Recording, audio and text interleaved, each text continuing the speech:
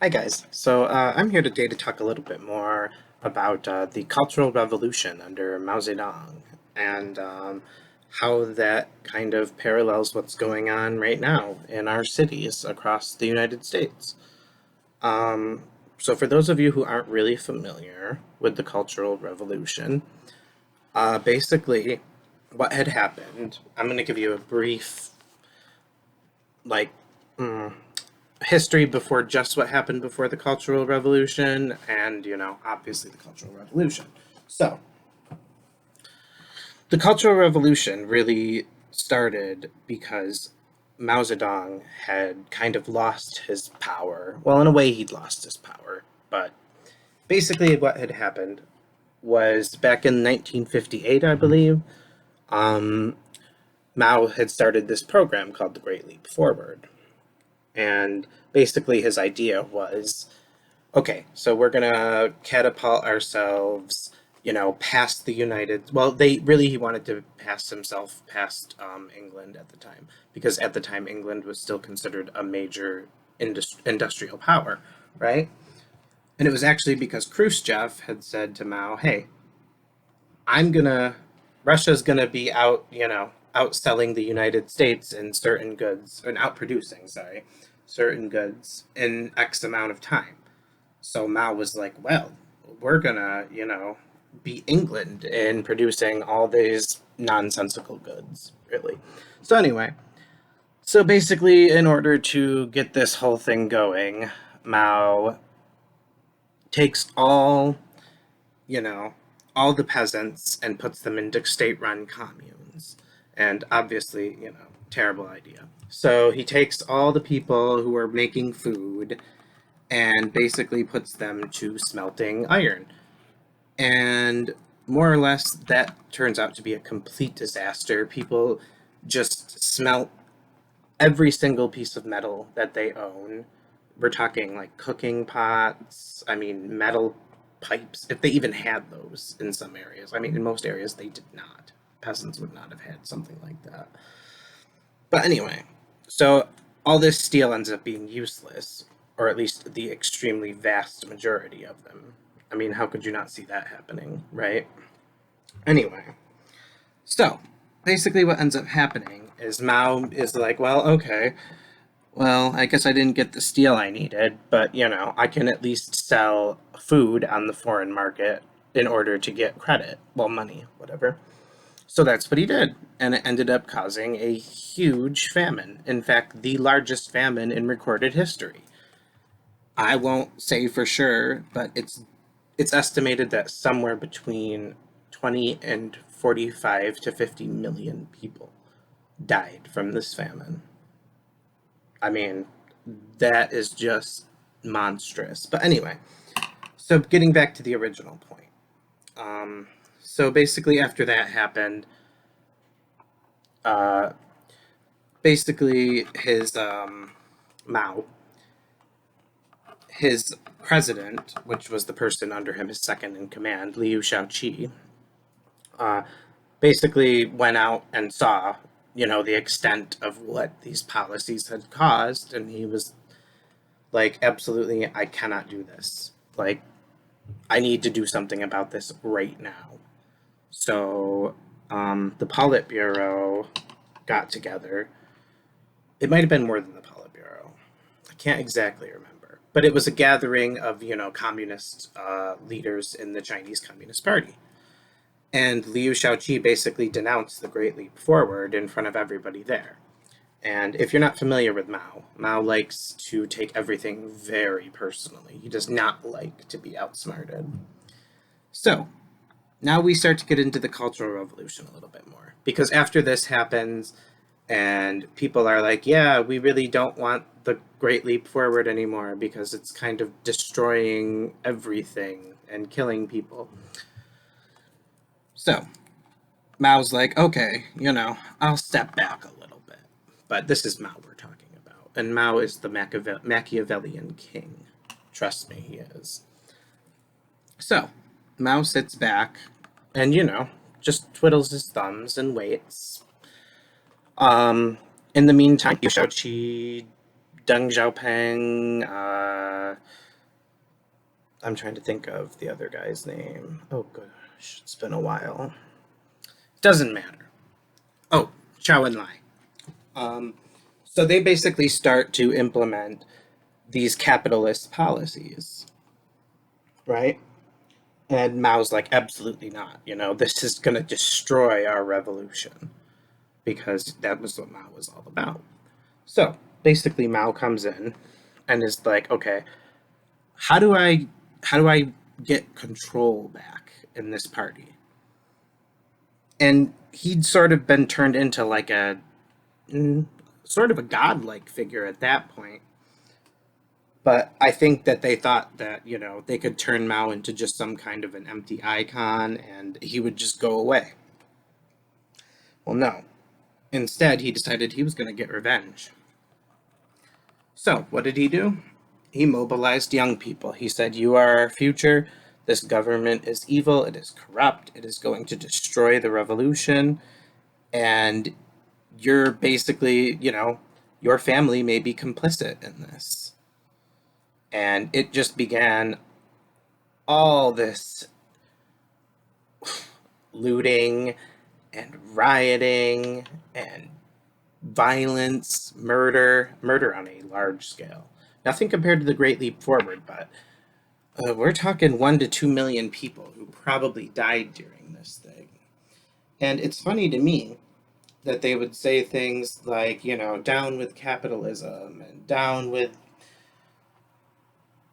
colonialism, which is exactly the type of things that I'm hearing today from BLM and ANTIFA types.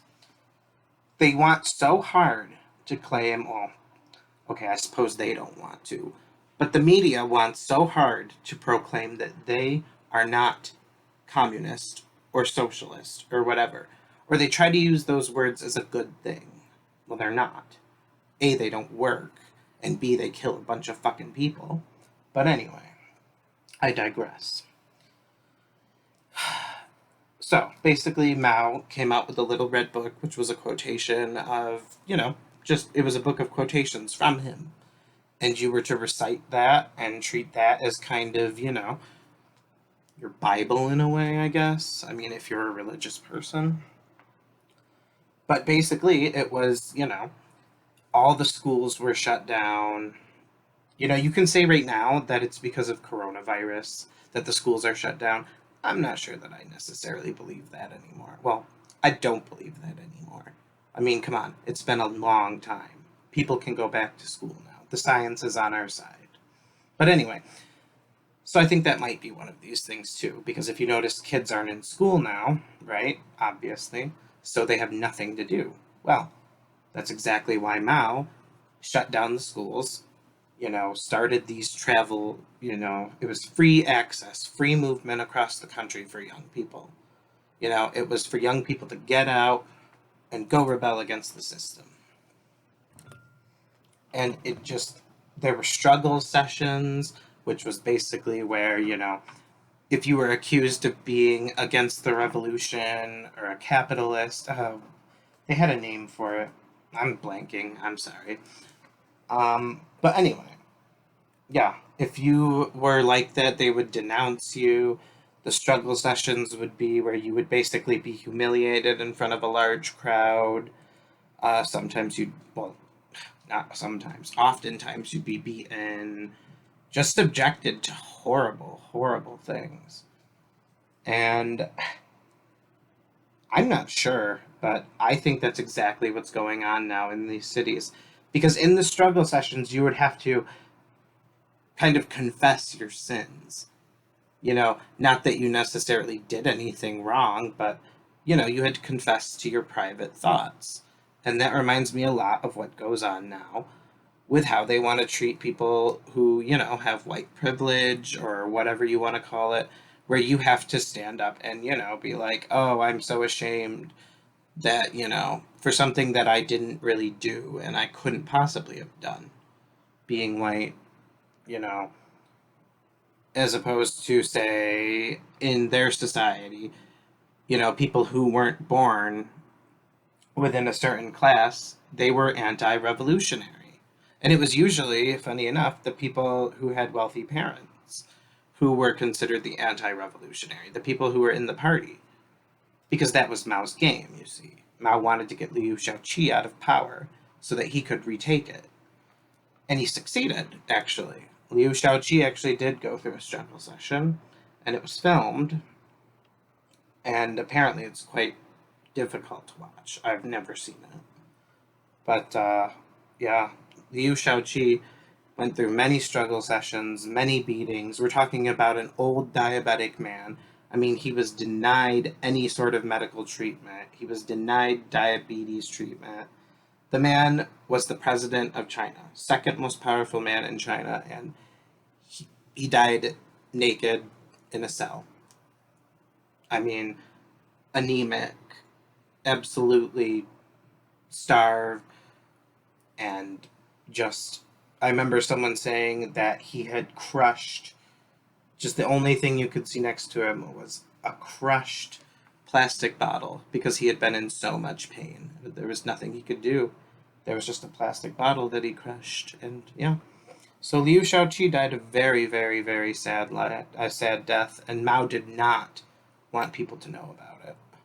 But anyway, I come back to this because I come back to the whole riots that are going on right now because I can totally 100% see how this is happening. I mean, if you look around, our government is doing the exact same thing. It's the Democrats who are doing it. I mean, let's not lie, right? It's Democrats. But anyway, Democrats are telling kids they are the future. They have something to, well, they do have something to contribute, but it's not this. You are the future. Down with old ideas. That was actually one of the things, was the campaign for the Cultural Revolution was down with the four olds, which I think was old ideas, old customs, old culture, old habits. And I think that that's pretty accurate of what's going on right now, wouldn't you say? I mean, isn't this kind of what's been going on in universities for years now? I think so. I mean, when I went to university, if you want to call it that, it was a community college. But I was shocked with the kind of Marxist rhetoric that was hidden but not well hidden. If you read your Marx or your communism, read things about it, you'll start to see it more often in things. But I don't think a lot of people know that. And that's the other thing is they want to try and push this socialism as if it's like the future. It's progressive, right? It's actually regressive. It is completely regressive. We've already tried it multiple times and it doesn't work. It kills people and it's an old idea. They act like they're the first ones to think of it or the first ones to attempt to implement it. Well, they're not.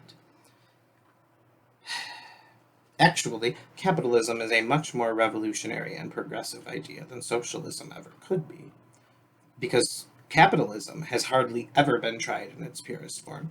And when it was tried in its purest form, it was excellent. It was great. I mean, you need to look at the growth that we went through in the 1800s when we had a real capitalist society. We have a mixed economy now, and it just does not work the same.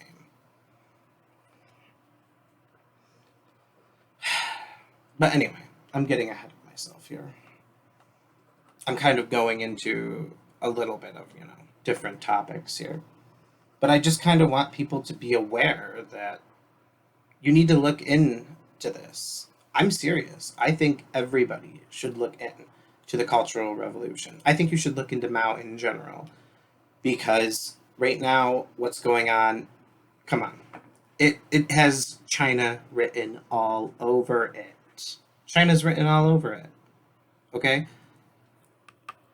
China, in these Confucian institutes, sends over their students, their college students, and they turn out to be, sleeper agents.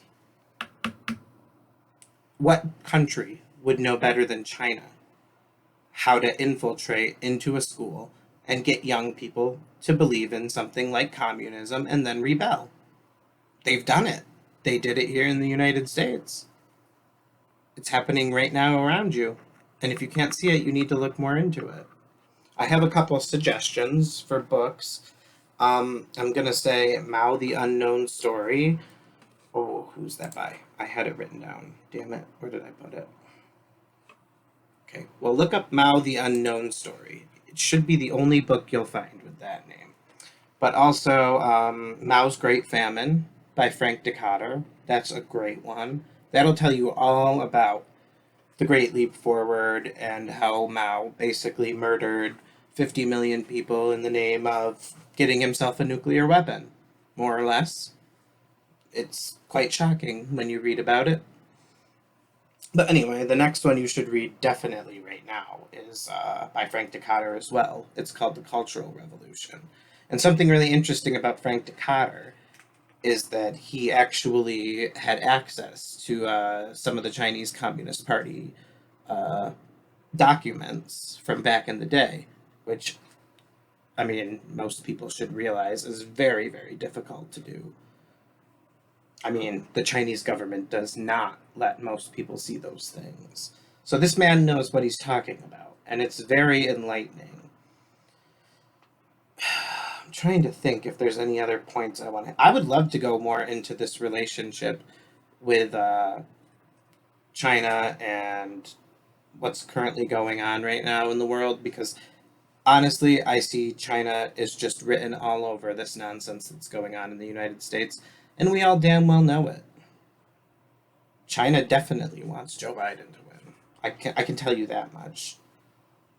I will tell you that much, because we know who will be tougher on China, and that's really what we need. Because you don't... I don't know. I once heard, and this is where I think I'll end this part right now, that as far as communism went, the Soviet Union's approach was to dominate by force, to come at you with a military angle.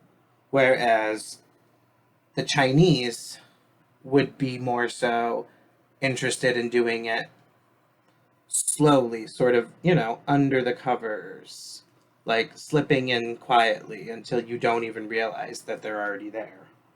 And that was a long time ago that I heard that. I was definitely a kid when I heard that. And the more and more that this stuff goes on, the more you find that China is just linked with all these, like Joe Biden. Look into that. That's all I'm gonna say. Look into China and Joe Biden and how much money his son and him got from China. You will be surprised. So anyway, that's where I'm gonna leave it off. Once again, I rambled a little. I'm hoping that I get a little better at these, because I think I'm gonna start making this a regular thing now. It's really fun. It kind of lets me blow off some steam. I get to talk about some things I'm interested in. If anybody actually watches this all the way through, I would really love it if you would comment, like, subscribe, whatever. I would be really, really thrilled, because I'm hoping to do this a lot more. And yeah, so thank you for listening to me, and have a great day, and go